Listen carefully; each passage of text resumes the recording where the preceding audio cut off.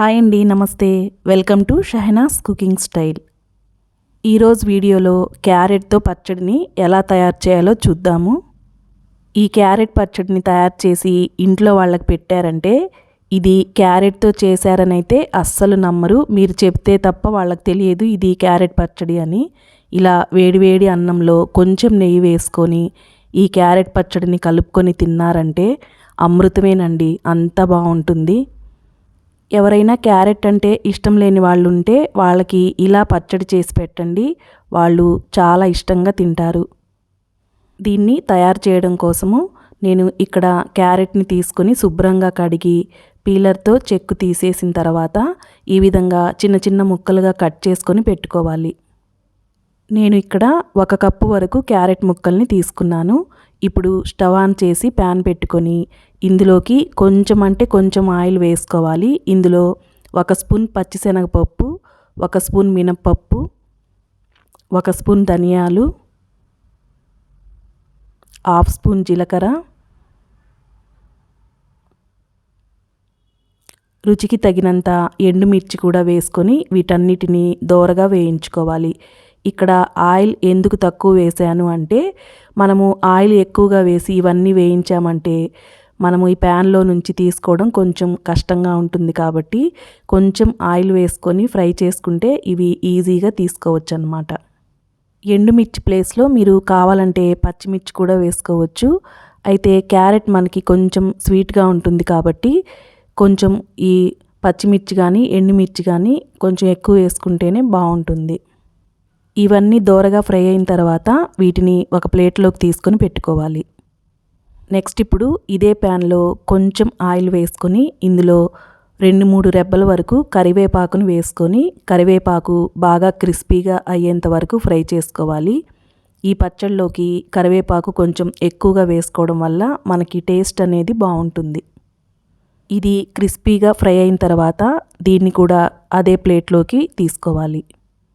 మనం మామూలుగా కర్రీస్లో కరివేపాకు ఉంటే తీసేస్తాం కాబట్టి ఈ విధంగా పచ్చళ్ళు చేసేటప్పుడు కొంచెం ఇలా వేసుకుంటే మనకి టేస్ట్ బాగుంటుంది, అలాగే హెల్త్కి కూడా మంచిది. కాబట్టి నేనైతే ఎప్పుడు పచ్చడి చేసినా సరే కొంచెం కరివేపాకుని ఈ విధంగా వేసి చేస్తూ ఉంటాను. నచ్చితే మీరు కూడా ఫాలో అవ్వండి. ఇప్పుడు అదే ప్యాన్లో 2 స్పూన్ల వరకు ఆయిల్ వేసుకొని మనం కట్ చేసి పెట్టుకున్నటువంటి క్యారెట్ ముక్కల్ని వేసుకొని క్యారెట్ కొంచెం కలర్ చేంజ్ అయ్యేంత వరకు ఫ్రై చేసుకోవాలి. క్యారెట్ కూడా కొంచెం మెత్తబడుతుంది, మనం కాసేపు ఫ్రై చేస్తే సరిపోతుంది.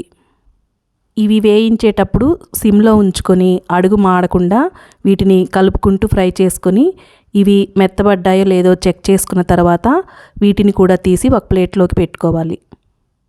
క్యారెట్ ఒక్కటి మాత్రము సపరేట్గా వేరే ప్లేట్లో పెట్టుకోవాలండి, ఎందుకంటే ఇవి మనం లాస్ట్లో గ్రైండ్ చేస్తాం కాబట్టి అందులో కలిపేసుకోకుండా విడిగా పెట్టుకోవాలి. ఇప్పుడు ఇదే ఆయిల్లో ఒక చిన్న టమాటాని ముక్కలుగా కట్ చేసుకొని టమాటాలు మెత్తబడేంత వరకు మగ్గించుకోవాలి. దీంతో పాటే కొంచెం చింతపండును కూడా వేసుకోవాలి.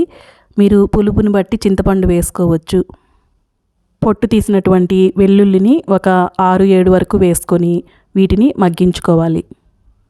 వీటిని కూడా సిమ్లోనే ఉంచుకొని అడుగు పట్టేయకుండా కలుపుకుంటూ 1 నిమిషం పాటు ఫ్రై చేసుకుంటే ఇవి త్వరగానే మగ్గిపోతాయి. ఈ టమాటా ముక్కల్ని కూడా ఒక ప్లేట్లోకి తీసుకొని పెట్టుకోవాలి. ఇలా వేయించుకున్న వీటన్నిటిని చల్లారనివ్వాలి. ఇవి చల్లారాక వీటిని గ్రైండ్ చేసుకోవడం కోసం ఒక మిక్సీ జార్ తీసుకొని ఇందులోకి క్యారెట్ తప్ప మిగిలిన వాటన్నిటిని ఈ మిక్సీ జార్లో వేసుకోవాలి. రుచికి సరిపడినంత ఉప్పు కూడా వేసుకొని ఇందులో నీళ్లు ఏమీ వేయకుండా ఒకసారి గ్రైండ్ చేసుకోవాలి. ముందుగానే నీళ్లు వేసుకుంటే మనం ఇందులో వేసినటువంటి పప్పులు సరిగ్గా నలగవు కాబట్టి ముందు మామూలుగానే గ్రైండ్ చేసుకోవాలి. ఇలా పొడిగా గ్రైండ్ చేసుకున్న తర్వాత ఇప్పుడు ఇందులో కొద్దిగా నీళ్లు వేసుకొని మెత్తగా గ్రైండ్ చేసుకోవాలి. ఇప్పుడు చివరగా ఇందులో మనం ఫ్రై చేసి పెట్టుకున్నటువంటి క్యారెట్ ముక్కల్ని కూడా వేసి పల్స్ మోడ్లో గ్రైండ్ చేసుకోవాలి. మరీ మెత్తగా కాకుండా కొంచెం కచ్చాపచ్చిగా ఉండే విధంగా చేసుకుంటే పచ్చడి అనేది బాగుంటుంది. అవసరమైతే కొంచెం నీళ్లు కూడా వేసి గ్రైండ్ చేసుకోవాలి.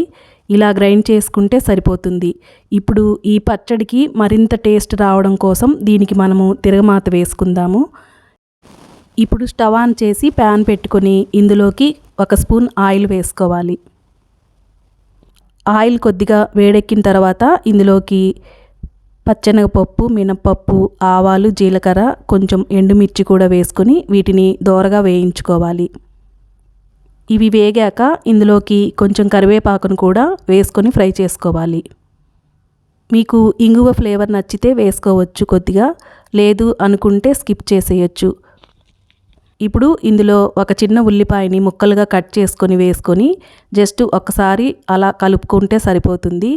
ఇది మనము ఆల్రెడీ పచ్చళ్ళలో వేసి గ్రైండ్ చేసుకోవచ్చు, అయితే మరీ మెత్తగా పేస్ట్లా అయిపోతుందని చెప్పి నేను ఇలా తిరగమాతలో వేసుకున్నాను.